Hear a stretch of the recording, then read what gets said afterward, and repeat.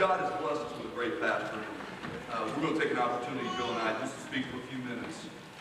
Get just a little serious, if that's okay. Joe, would you go first, please? I don't have a lot to say, but as I read in the Old Testament, in the 1 Kings and beginning of 2 Kings, I know that often Mike has identified himself with Elijah and some of the different struggles that he's gone through and the different experiences that God brought Elijah through, and the ups and the downs, and just Elijah being sold out to God. And I mean, you don't just see yourself that way, but I see you that way as well. And Elijah had a really unique relationship with Elisha, because Elijah, grabbed Elisha out of his regular job and said, "Follow me." And he mentored Elisha, and he taught Elisha what it meant to be, a man of God, and somebody serving God. And I feel a lot like Elisha around you, and I really appreciate, even in just the last 6 months, the opportunity for you to share with me, and even if it's just 2 minutes, just the wisdom that you give me. And I just want to say that I really appreciate you as a mentor, and as a teacher, and as a friend, and hopefully God won't take you up in a chariot like Elijah very, very soon, but I hope to have that relationship, and I really do value that, and I think a lot of people in church would value that.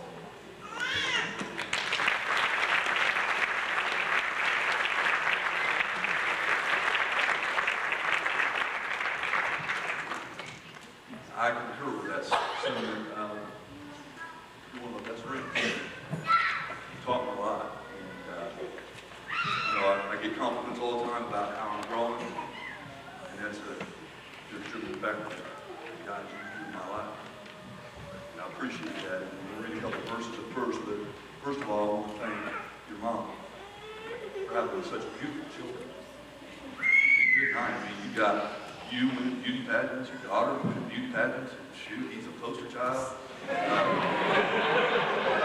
I think I would have loved to have been in New York when he got his ear pierced.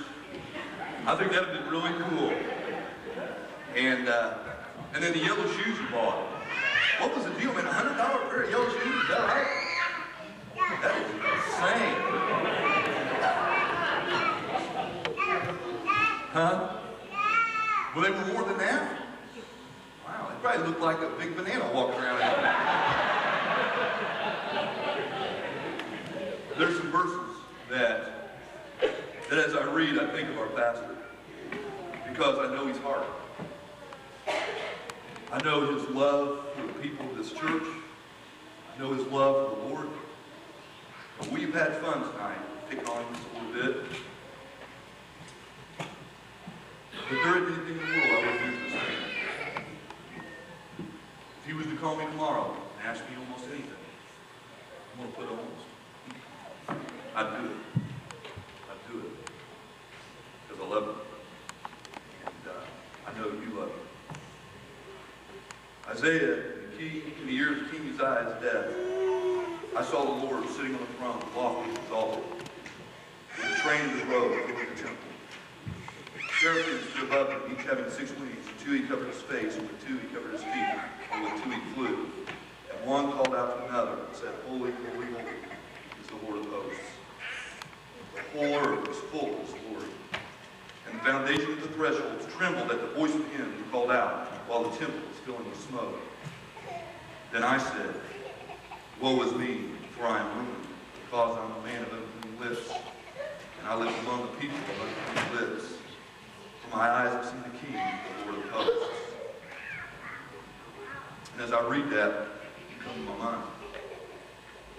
Because the message that you have given since day one has been genuine. Understanding that we're all just ordinary people. We all sin. We all fall short. It's all about God.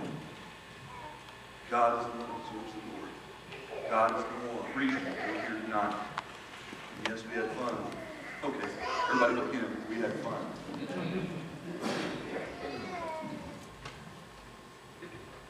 I've been around a lot of pastors in my life.